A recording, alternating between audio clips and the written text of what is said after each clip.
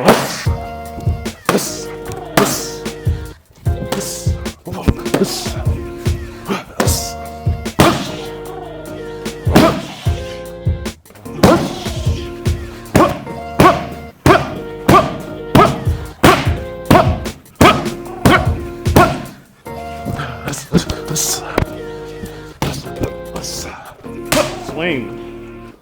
swing, swing, swing. Respect. What's up, y'all? My name is Calvin. And my name is Kevin. And we are the Blasian Twins. And today we're going to go over round kicks. With speed and with power. The first thing we have to understand is technique. Not necessarily always about flexibility, although that does make a difference. But when you understand the technique, you can make it work for you. And then over time, you will get flexible through training. If you don't train, you're going to stay at the same level. If you do train, you will get more flexible. You'll get better at your technique. What's key is understanding your feet first. So we'll put our hands behind our back, just so you can see only our feet. Please don't judge them, okay? We kick stuff all the time. So, all right, now, what's key to understand is the pivot, whether you're using speed or power, especially if you want to save your knees and your joints. So if you're first starting off to do the pivot, you can start off by turning your foot out. Show that ankle. Show that ankle in. Now, if you notice, foot's flat here, you might see more flat-footed kicks for Taekwondo, for karate. That is really good to keep that balance. We never want to kick on our heel. You'll see a little bit more with like Muay Thai or like kickboxing, where they'll be on the ball of the foot there. They're here, boom, boom, then they're right there. Right. Of the foot. Okay, and if we turn this out, what this does is it allows our hip to open up. So if you have bad knees, you definitely want to make sure you turn it over on this. And so that way, we're not doing a kick like this, where the hips are closed off. If our hips are closed off, we're not going to get as much power or even good speed there, and you're going to be doing damage to your hips. So that's why it's important to show that ankle, open your hip up, so now the kick can go out. We're kicking to the body level right now because that's the biggest target. That's the most common area. Obviously, you can kick higher than this, but that's the first thing. So understand, turn your toes out the other way, lift that chamber up. For this chamber, we're pointing it straight forward. You can also bring it up like this. So what is that, more of a Taekwondo chamber right there? So, yeah, more Taekwondo chamber. And if you want to hide your kick more, you bring your leg straight up every time you do it so that you can do a front kick. You can turn it into a round kick in the middle. You can turn it into a side kick. That all comes from here. What we're showing you now is just turning it over from the side instead of like this.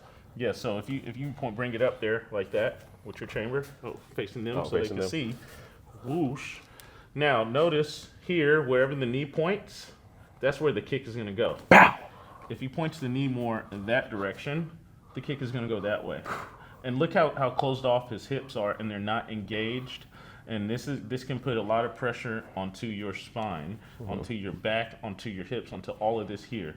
You want to engage your glute by extending it out. Same thing, if he points his knee that way, the kick is going to go that direction. So wherever you point your knee, like an arrow, wherever you point it, that's the direction your kick will go.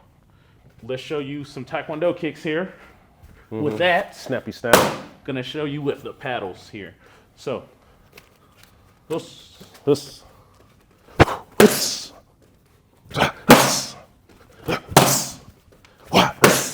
Notice the speed is there, and we're calling it a snap because he's chambering, chambering, kicking, rechambering it to keep that balance, and then to be able to put the foot back down. And notice he has a smaller target, so I have to be more precise, hitting it fast, boom, and then back. I don't have, if I tried power through it, I'd be spinning around. Now he has my back, so that's why, and you see it was a little bit slower. So the chamber, snapping, so I'm a lot faster. Good. So you can also, if you want to go slow, watch how he sets it up. He pivots out, kicks it out, boom, and then returns it back. That is key. If you want to add a little bit more of a workout into it, double it up. So you go 1, 2. You can make it triples. 1, 2, 3. You can challenge yourself, see how many you can do in a row. 1, 2, 3, 4, 5, 6, 7, 8, 9. I'll do 10 for now. 10, all right, and then you go up to however many you need to. And obviously, if you're a little bit more flexible, you can kick a lot higher, okay, and holding it up even higher. And let's test this flexibility right now. And last time. Good. So those snap kicks are really fun if you want to make it quick. And notice he's hitting with like the foot. You could also hit with the instep. The instep, you can hit with the shin. Right? Right, so I'm hitting with this part just because it's a smaller target, right? If I go try to hit more with my shin, I could hit his fingers, so I don't want to hit his fingers. And these are great to train target acquisition really quick. So this could go up to the head level, right? What's dangerous about always kicking up to the head is you put yourself off balance. And what if he catches it? Right. Even if I kick fast, you can see it. Boom, that's a lot. Look how long that distance is from my foot going here all the way to his head. And then I could just lift up to kind of throw him off balance and do a whole bunch of other things. But also notice what I did here. When he kicks this direction, I'm not going towards it. For me to defend it, I'm going the opposite direction. That's if I wanted to catch it. Also, simply, if he kicks up for the head, I can just move back and then go in. So that's why we say, you want to train quick for that body kick there.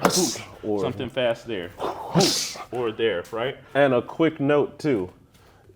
You're going to be faster if you kick with the lead leg. If you kick with the rear leg, it's going to be slower, just based off of distance. Look how close this is to him. Look how far this leg is from him. Just like Taekwondo, like karate there, too. So real quick. Faster, this one, not as fast. It still can be snappy. It depends on how much training you really put into it. So let's just flow through a series of kicks here.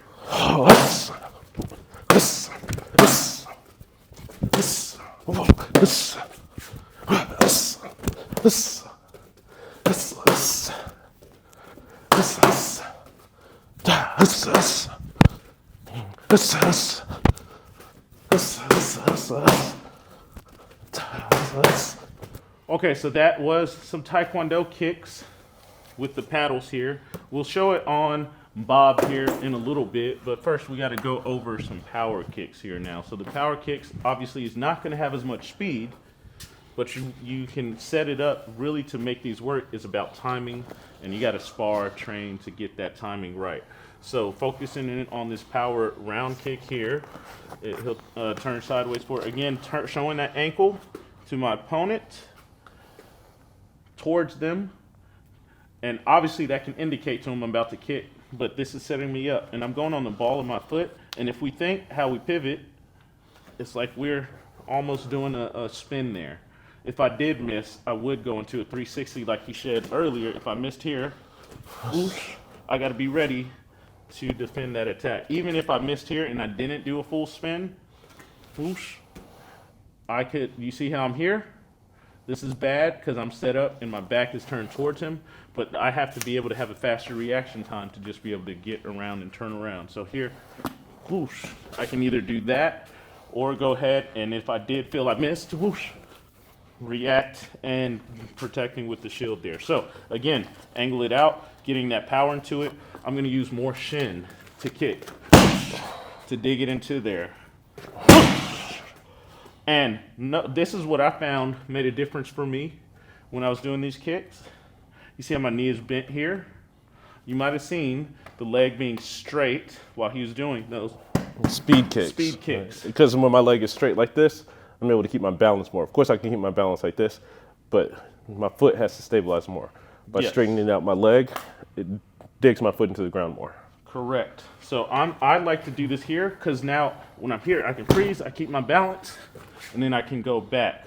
Also notice as I'm hitting the target, keeping that control, going nice and slow until I add power into it. So here's a series of some power ones.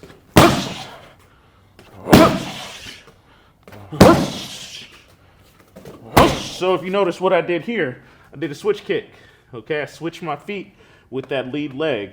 Like he said earlier, that kick can be faster reaction, but it's not going to have as much power. If I do want to generate power with it, I'm going to put it a little bit back.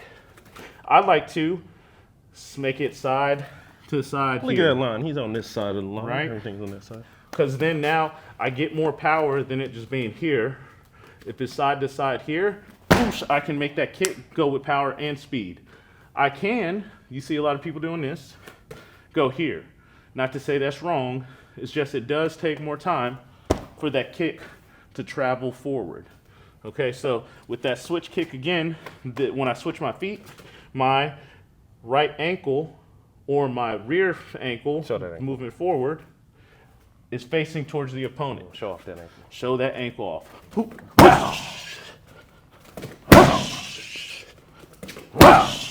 And now, we're getting back into guard stance from that one. Boom. Place right back on that line where you went to. And then you step back, and now you have good distance management there. Okay, so if we added some speed with it, if I did speed kicks and you switch back to the other side, I'm gonna go slow first so you can see where. Here, whoosh, the kick is landing back here. So that I can push off the ground to generate that power, whoosh, to kick again. If I did this every time where I put my foot back, yes, you can do some fast kicks there, generate power every time, but it's taking longer between kicks because it has to come from here back across. Okay, so instead, landing it right here, and I'm swinging my arm to generate some power, keeping that guard up.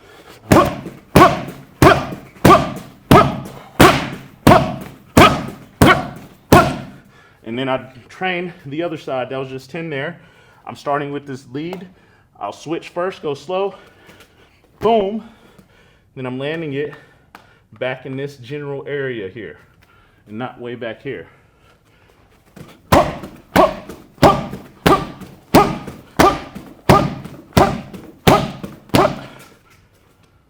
And those are some power kicks there. And you'll see the difference from the targets that we had to use, right? I could use this for speed, could use this for more power, and that's what it's for. This is more for speed, this is more for power, this is for precision, more target acquisition. This one is for, look how big that pad is. He has a lot more surface to hit. Yes. Now we're gonna show Bob what it looks like when you do the speed kick and when you do the power kick. So I'm just gonna do a speed kick to his, I'll do a lead kick and then rear kick to his stomach. And then I'll do a rear kick and a switch kick to his body area. Now, before I do this kick here, where he was standing straight on him. I'm right in the front, I just whoop, boom. Not stepping at an angle to show that I'm about to do something, right? Of course I could set it up with my hands, but I'm just here for speed, boom, right there. Boom, right there. And what I want you all to pay attention to before I do these kicks here is there is this center line that we all have. And if you know what's on that center line, there are attacks. And those attacks come straight down the middle. And so when I'm doing this power kick, before I do it, I'm moving my head off line and I'm stepping my foot at the opposite angle of the leg I'm gonna kick with, okay? So be mindful of that center line here. I'm gonna do my lead rear kick first and then that switch kick. So stepping off that line, and that switch kick, I'm off the line here on the other side, and kicking there. All right, we'll flow with that to the body first. Speed. Notice how Bob is reacting. Those speed kicks don't have as much power. Those power kicks won't have always as much speed.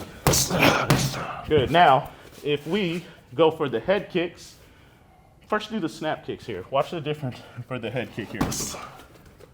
Boom. Good. And as you see, it's going to take more time, more distance for it to cover.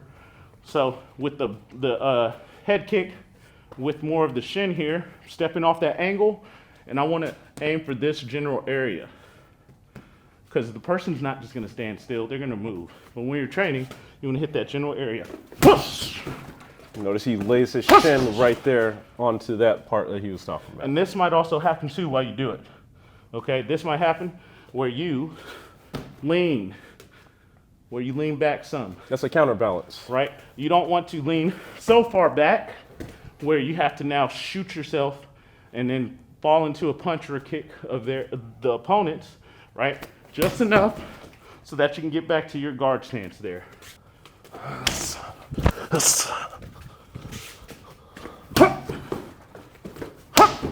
So he's doing more of a swing. I'm doing more of a snap. Snap. Good. Now we're gonna do a series of just going in between. He's gonna do snap, snap. I'll do swing, swing. Okay, we'll do 4 kicks each. So we can just float through it a little bit. Lead.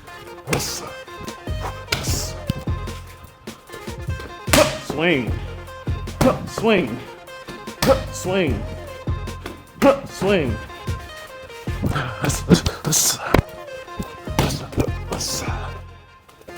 Switch.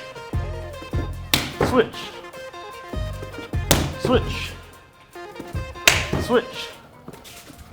Double. Double. Double. And double. Boom. Power. Boom. Boom. Power. We hope that this helped you to see the difference between how you can generate speed and power with your kicks. Right, the speed one, that's how much Bob was moving. Still would hurt, right? Power one, his body was moving more. So we hope you all found this helpful. If you've already trained before, we hope that we share things that you've learned. And you know, when I watch videos of people who already know martial arts and I'm like, oh, or teaching martial arts, I say, oh, that's exactly what I teach. Okay, that's exactly how I learned it. Oh, that's a little different than from what I learned. Yes, and we hope that if you haven't learned any of this stuff before, that this does help you out. Because there's so many different ways to do the same thing. That's why there's so many styles. All right, my name is Calvin. My name is Kevin. And we are The Blasian Twins. And we out. Bruce. Peace. Peace.